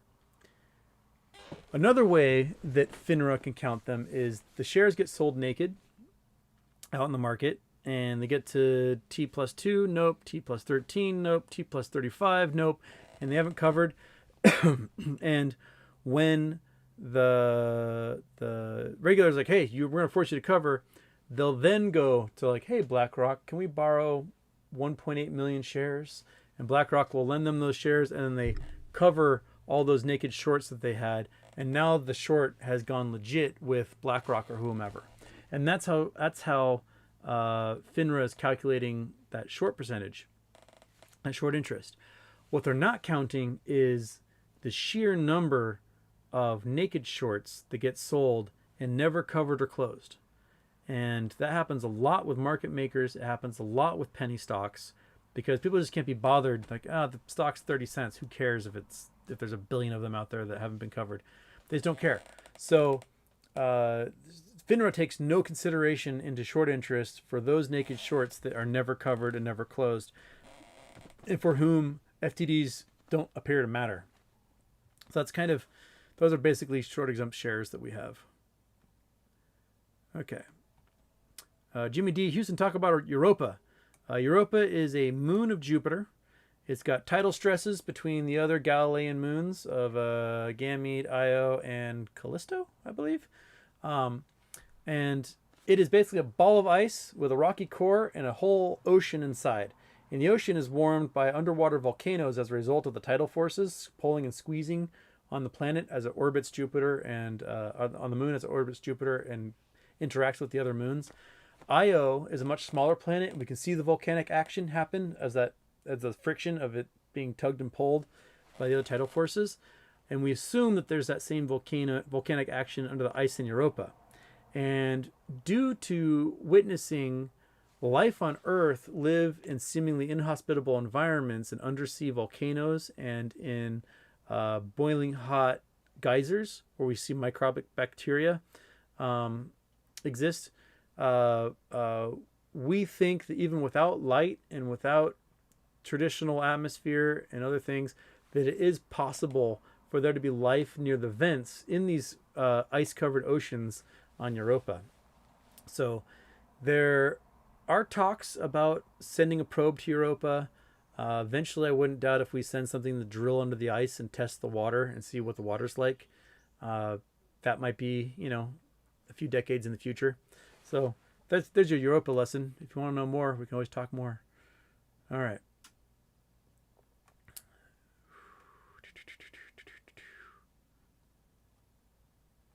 All right, let's short exempted shares again. Margin call. No, that's a repeated question. Bullish 343 for Patreon? No. That's how much people have subscribed total. I have no Patreon level, so people can subscribe $1. They can subscribe $5. They can subscribe. One gentleman subscribed so much, and I was absolutely flabbergasted and very thankful of it. So that's $343 total for like 40 something subscribers so far. So bullish. That's yeah. I don't know how to make it look. It looks weird, so people keep thinking that it's like a $343 minimum for my subscription, but no, it's not. That's how much total that people are subscribing each month.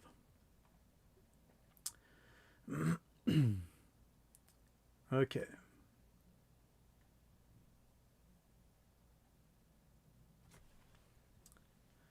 My teeny keto life, Houston is best in dialogue with another person. Yeah, that's true. But can't always get scheduled with other people, so I have to chat with the chat here until I figure out how to actually invite people on and do talks that way. Is that an old spaghetti sauce jar you're drinking from? That it is. It's the largest thing I have that I could put water in and last an entire show. Especially, I got the door closed in my office and it's just getting hot as hell in here. I'll only get monkey butt water soon. Holy smokes, we're at 350. I'm going to go another like 10 minutes and try to scroll through and see what we got here. Okay. This is Boss saying, I know GameStop will do big things with NFTs, but this contract itself is just a test promotion. This is not a crypto dividend or anything more than exactly what is described, a singular token. Interesting. All right. It might just be a test. That's very possible. Yeah. I'm curious to see what happens post 714 with if Ethereum's going to 2.0 and GameStop is, seriously think about issuing an NFT token for a dividend. That would be, it'd be diabolical, and we've been talking about it for months, so I don't see why they wouldn't do it. Okay.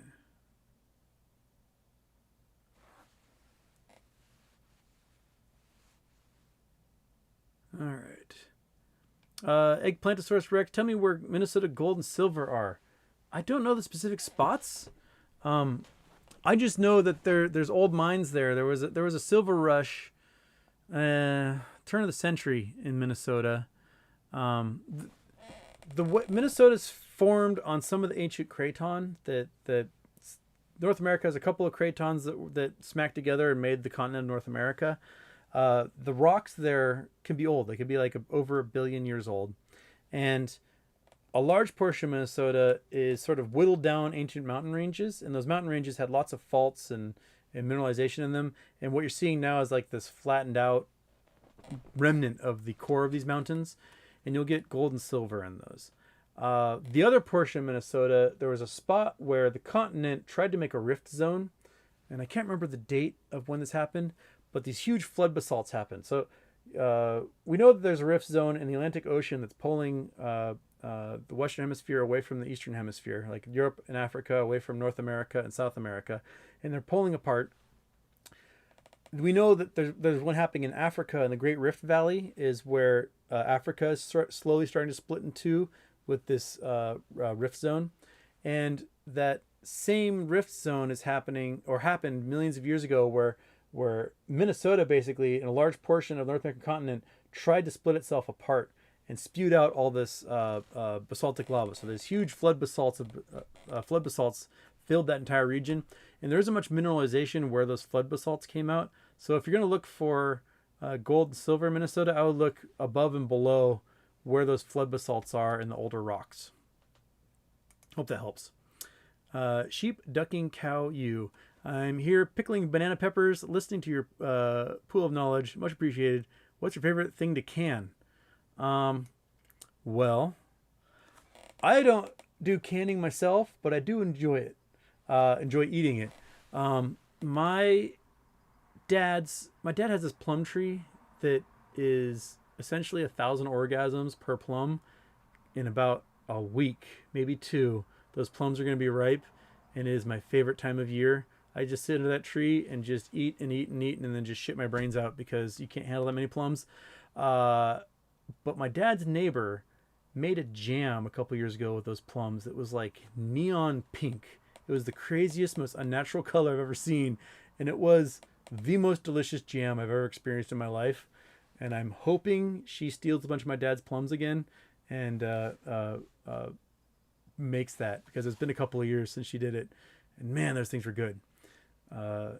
I all the neighbors just come to my dad's house, and it just sounds like an orgy going on under his tree. Because everyone's like, "Oh my god, oh!" as they're eating all the plums. So I'm looking forward to that neighborhood action.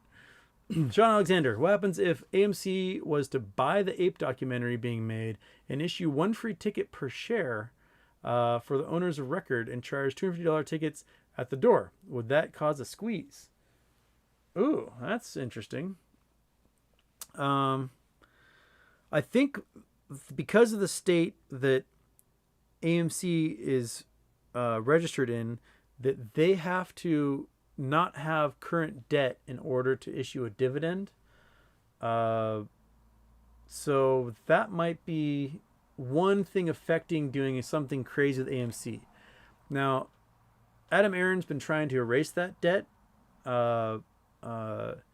And what we want to see is a way that he erases that debt without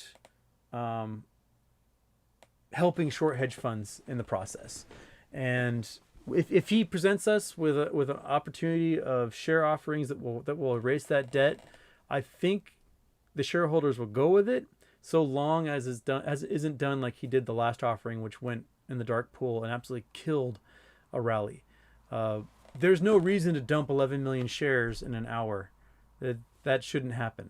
You should sell it to retail slowly over the course of weeks and keep that buy pressure up without killing the rally and dropping the share price. And I'm hoping Adam Aron is learning these methods that Ryan Cohen and GameStop have been doing. So when AMC is in the black, and if they can do that in the near future by not being as shady with the way they sell shares, I think it's very possible that they would have the opportunity to do something diabolical as a dividend, such as tickets to a movie and whatnot. I don't see why not. I think it's very possible. Phil C. Hey, Hughes, I have a mindset of how everything the Fed, DTC, and the banks do is GME related and it causing a possible market crash. Am I crazy? No, not crazy. All right, we're gonna go Mindscape now. We've got a bunch of hedge funds that are over leveraged. They're over leveraged to the tune of like 30 times their actual assets under management. So we got this huge amount of borrowed stock that they've shorted like crazy in this teeny little amount in comparison of actual assets they have in management. Now, someone like Citadel has 20 billion in assets they're managing, and they might be over leveraged to the tune of 200 billion, 600 billion dollars if it's 30 to 1, right? So they get margin called on this. They got to pay off all that amount. Their margin call means they have to sell all these $20 billion in assets. Poof, done, gone. 20 billion's gone in no time. They still have $580 billion they've got to cover, right? Well, that $580 billion comes from the prime brokers and from the banks who issued the margins. So those banks and prime brokers sure as hell do not have $500 billion in cash, any of them. So what's in those bank accounts goes and gone. And man, they've managed to cover maybe this much of the leverage for that hedge fund, leaving, I don't know, 300 billion or more that now has to be covered just for Melvin. So it's $300 billion of that margin now has to be covered. That's going to go to the DTCC and their subsidiaries, whatever insurance program they have. That will probably get sucked dry in no time because they've reworked the obligations of all their members, and all those members now are not responsible for the bad decisions that Melvin made and their bank made. So what will likely happen is when the bank money goes crunch and is gone, the Federal Reserve will dump a whole bunch of no interest loans into the accounts of the bank so they can keep buying off all those shares that are owed and closing out those positions. And that'll probably be to the tune of trillions and trillions of dollars for all the banks of all the issuing margins for all of those hedge funds that will be facing margin calls on this. And that amount of cash being drained out of banks, even though it might get replenished via a quantitative easing by the Federal Reserve, will still result in a credit crunch for everyone else because they'll be so focused on closing out these positions.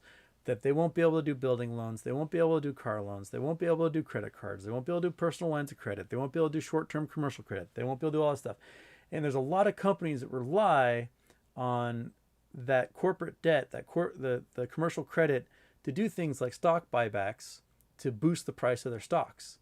And they boost the price of their stocks to make their CEOs a lot of money, because they usually have, performance incentives to get their stock to $85 or whatever it might be.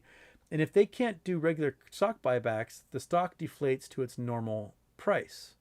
And also, if the assets under management for these hedge funds get liquidated, they're dumping a lot of those assets in the market, when we'll see depressions of prices across the board for a lot of solid companies, blue chip stocks and dividend stocks and Vanguard funds and all that stuff. The prices will all drop as a result of how much selling is going on.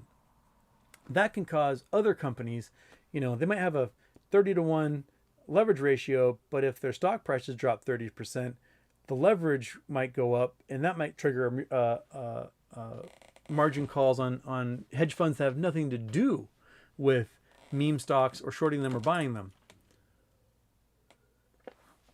So yeah, there could be directly related market crash possible, specifically from GME and the meme stocks alone. Or the other thing can happen, which is the corporate debt bubble bursts anyway, and that can trigger the MOAS, because a lot of hedge funds will get margin called. Okay. All right, I got time for like one question, and then I have to go eat and like sit in a pool of water or something. Okay. Let's see here. Who we got? Oh, Moose, thank you. Thank you for that, Moose. Euphoria Morning. Houston, we doing the treasure hunt? If so, can you do it in the UK? I have plans for another treasure hunt. I'll be making an announcement probably at the end of the month as for how the mechanics of treasure hunt are going to work. But I will tell you now, I don't have the treasure for the treasure hunt. I'm going to rely upon you folks. So I'm going to launch a Kickstarter, and whatever is raised in the Kickstarter, I'll like buy gold coins and go hide them somewhere in the desert. So that's my plan. So I'm gonna do a Kickstarter for treasure, and I'm gonna go hide it and then do a treasure hunt with that. And I'm going to start this treasure hunt absolutely insanely impossibly hard this time. I'm not gonna make a clue that just anyone can read and go, I think it's right there, and then find it in 47 hours and piss me off. No offense, guy who found it. You are a brilliant human being. You won. I lost. I am going to probably start with a cipher and a riddle right off the bat, and let you folks stew on it for a while I come up with the following puzzles to finish it out. But will it happen in the UK? I don't know. It might be a global one this time. I can't say. I have to learn about where public lands are all over the world for me to do that. All right. Okay. Plumfest 21, it gets messy. Seriously, man. I will eat, when those plums are ready, I will eat a plum on live stream, and you can see what my O face looks like. How about that? Okay. C24, buddy. I know exactly what the difference between jam and jelly, and it has to do with not being able to jam it somewhere. All right. Okay. I think that's all I got for me, folks. I'll try to do a show maybe Monday afternoon if I can. I don't know if I'll be able to do one this weekend. I've got a friend's 40th birthday party that I'm going to this weekend, and I love them too much to waste time on the internet with you guys, so I'm going to celebrate with them. So I wish everybody a great night, and we will chat later. Thank you. Thank you so much. Thanks for tuning in, and I'll see you folks on the flip side. Okay.